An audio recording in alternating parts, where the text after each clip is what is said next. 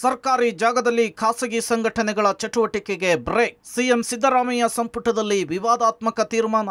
RSS ಹೆಸರೇಳದೆ ರಾಜ್ಯ ಸರ್ಕಾರ ಜಾಣ ನಡೆ.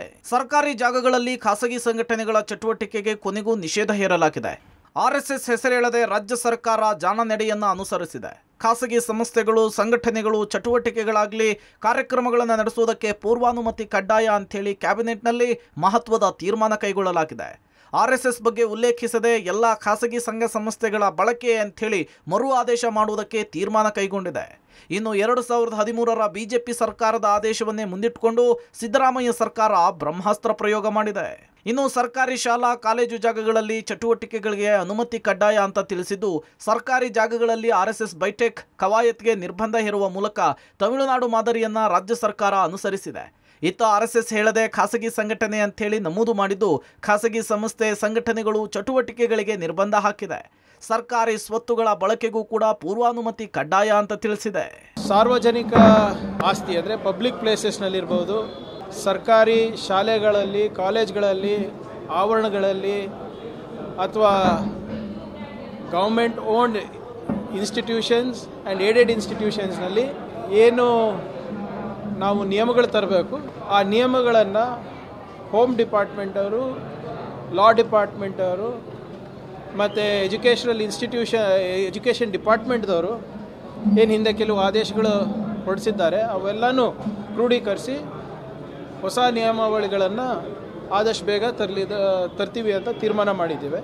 2013ರಲ್ಲೇ ಶಿಕ್ಷಣ ಇಲಾಖೆನೂ ಕೂಡ ಇದು ಮಾಡಿ, ನಮ್ಮ ರಾಜ್ಯದ ಶಿಕ್ಷಣ ಇಲಾಖೆ ಕೂಡ ಆರ್ಡರ್ ಮಾಡಿದೆ. ಅದೇ ಪ್ರಸ್ತುತ ಆರ್ಡರ್ ಅದೇ ಕಂಟಿನ್ಯೂ ಆಗಿದೆ.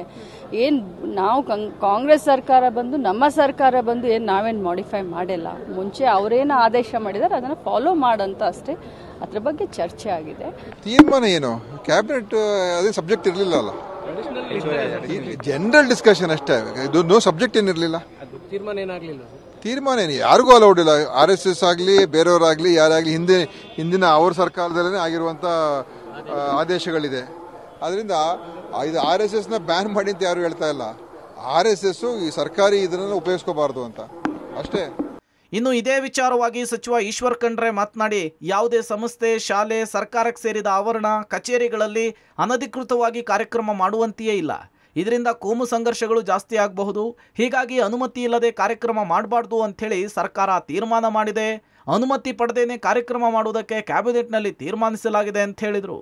ಇವತ್ತು ಸಚಿವ ಸಂಪುಟದಲ್ಲಿ ಏನು ಯಾವುದೇ ಒಂದು ಸಂಸ್ಥೆ ಇದ್ದರೂ, ಶಾಲೆಗಳಿರ್ಬೋದು, ಇವತ್ತು ಇತರ ಸರ್ಕಾರಿ ಸಂಘ ಸಂಸ್ಥೆಗಳು ಅಥವಾ ಸರ್ಕಾರಿ ಕಚೇರಿಗಳಲ್ಲಿ ಅನಧಿಕೃತವಾಗಿ ಯಾವುದೇ ಕಾರ್ಯಕ್ರಮಗಳನ್ನು ಮಾಡುವಂಥದ್ದು ಏನಾದರೂ ಇದ್ದರೆ ಅದು ಕೋಮು ಭಾವನೆ ಕೆರಳಿಸುವಂಥದ್ದಿರ್ಬೋದು, ಮತ್ತೊಂದಿರ್ಬೋದು, ಅದು ಪರವಾನಗಿ ಇಲ್ಲದೆ ಅದು ಮಾಡಲಿಕ್ಕೆ ಅವಕಾಶ ಇಲ್ಲ ಅನ್ನುವಂಥದ್ರ ಬಗ್ಗೆ ಇವತ್ತು ಸರ್ಕಾರ ತೀರ್ಮಾನ ಮಾಡಿದೆ.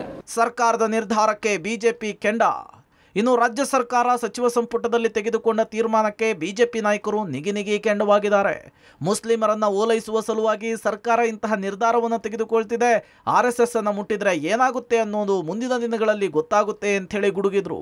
ನಮ್ಮ ಜೊತೆ ಬಿಜೆಪಿ ಶಾಸಕ ಯಶ್ಪಾಲ್ ಸುವರ್ಣ ಅವರಿದ್ದಾರೆ.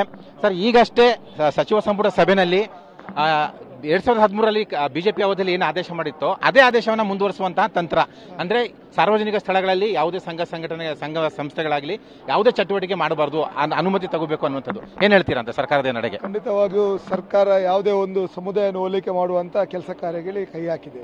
ಖಂಡಿತವಾಗಿಯೂ ಆರ್ಎಸ್ಎಸ್ ಇಡೀ ದೇಶದ ಒಂದು ಮಹತ್ವದ ನಿರ್ಣಯ ತಗೊಳ್ಳೋ ಮೂಲಕ ಇವತ್ತು ಭಾರತ ದೇಶ ಈ ಮಟ್ಟಕ್ಕೆ ಅಭಿವೃದ್ಧಿ ಆಗಬೇಕಿದ್ರೆ, ಇವತ್ತು ನರೇಂದ್ರ ಮೋದಿ ಪ್ರಧಾನಿಯಾಗಿ ವಿಶ್ವ ನಾಯಕ ಆಗಬೇಕಿದ್ರೆ ಆರ್ಎಸ್ಎಸ್ನ ಕೊಡುಗೆ ಬಹಳಷ್ಟಿದೆ. ಇವತ್ತು ಆರ್ಎಸ್ಎಸ್ನ ನಾಯಕತ್ವ, ಆರ್ಎಸ್ಎಸ್ನ ವಿಚಾರಗಳನ್ನು ಇಡೀ ವಿಶ್ವದ ಬೇರೆ ರಾಷ್ಟ್ರಗಳು ಕೂಡ ಪಾಲಿಸುವಂಥ ದಿನಗಳ ಹತ್ತಿರದೆ. ಅದರಿಂದಾಗಿ ಆರ್ಎಸ್ಎಸ್ ಬಗ್ಗೆ ಇವರು ಚರ್ಚೆ ಮಾಡಿ ಆರ್ಎಸ್ಎಸ್ನ ಬಗ್ಗೆ ಯಾವುದೇ ಟೀಕೆ ಮಾಡಲಿಕ್ಕೆ ಹೋದರೆ ಖಂಡಿತವಾಗಿಯೂ ಆರ್ಎಸ್ಎಸ್ ಎಂಬ ಸಂಸ್ಥೆಯ ವಿಚಾರದಲ್ಲಿ ಮುಟ್ಲಿಕ್ಕೆ ಹೋದರೆ ಅದರ ಪರಿಣಾಮ ಏನೆಂಬುದು ಮುಂದಿನ ದಿನಗಳಲ್ಲಿ ಗೊತ್ತಾಗ್ತದೆ.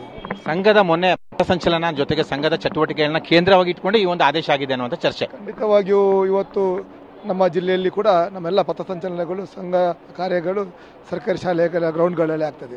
ಇವತ್ತು ಸರ್ಕಾರಿ ಶಾಲೆಗಳು ಅಂತ ಹೇಳಿದ್ರೆ ಅದು ಸರ್ಕಾರಕ್ಕೆ ಸಂಬಂಧಪಟ್ಟದ್ದು, ರಸ್ತೆಗಳು ಕೂಡ ಸರ್ಕಾರದೇ. ಅದರಿಂದಾಗಿ ಆ ರೀತಿ ನಿರ್ಬಂಧನೆಗಳನ್ನು ಮಾಡೋದು ಸರಿಯಲ್ಲ. ಮಾಡಿದ್ರೆ ಅದರ ಬಗ್ಗೆ ನಾವು ಹೋರಾಟಗಳನ್ನು ಮಾಡಿ ಒಂದು ರೀತಿಯಲ್ಲಿ ನಾನು ಹೇಳಿದಾಗೆ ಓಲೈಕೆ ಮಾಡಲಿಕ್ಕೆ ಹೋಗ್ತಿದ್ದಾರೆ. ಖಂಡಿತವಾಗಿಯೂ ಸಂಘದ ನಿಲುವು, ಹಿರಿಯರ ಮಾರ್ಗದರ್ಶನದಂತೆ ನಾವು ಖಂಡಿತವಾಗಿ ಆ ಬಗ್ಗೆ ಯಾವ ರೀತಿ ನಡ್ಕೊಳ್ಬೇಕಂದ್ರೆ ನಾವು ನಡ್ಕೊಳ್ತೀವಿ. ಈ ಒಂದು ನಿರ್ಧಾರ ತೆಗೆದುಕೊಂಡ್ರೆ ಹೋರಾಟ ಮಾಡ್ತೀವಿ ಅನ್ನೋ ಮಾತನ್ನ ಬಿಜೆಪಿ ನಾಯಕರು ಹೇಳಿದರು. ಖಂಡಿತವಾಗಿಯೂ ಸರ್ಕಾರದ ಈ ಜನ ವಿರೋಧಿ, ಹಿಂದೂ ವಿರೋಧಿ ನೀತಿ ವಿರುದ್ಧ ನಾವು ದೊಡ್ಡ ಮಟ್ಟದಲ್ಲಿ ಹೋರಾಟಗಳನ್ನು ಮಾಡ್ತೇವೆ. ಇನ್ನು ಸಮಾಜಕ್ಕೆ ನ್ಯಾಯ ಕೊಡುವಂತ ಪ್ರಾಮಾಣಿಕವಾದ ಕೆಲಸವನ್ನು ಮಾಡ್ತೇವೆ. ಒಟ್ಟಾರೆ ಭಾರೀ ವಿರೋಧದ ಮಧ್ಯೆಯೂ ಸರ್ಕಾರ ಪರೋಕ್ಷವಾಗಿ RSS ಚಟುವಟಿಕೆಗಳಿಗೆ ಅಂಕುಶ ಹಾಕಿದೆ. ಮುಂದಿನ ದಿನಗಳಲ್ಲಿ ಯಾವ ತಿರುವನ್ನ ಪಡೆದುಕೊಳ್ಳುತ್ತೆ ಅನ್ನೋದನ್ನ ಕಾದು ನೋಡಬೇಕಿದೆ. Political bureau, public TV.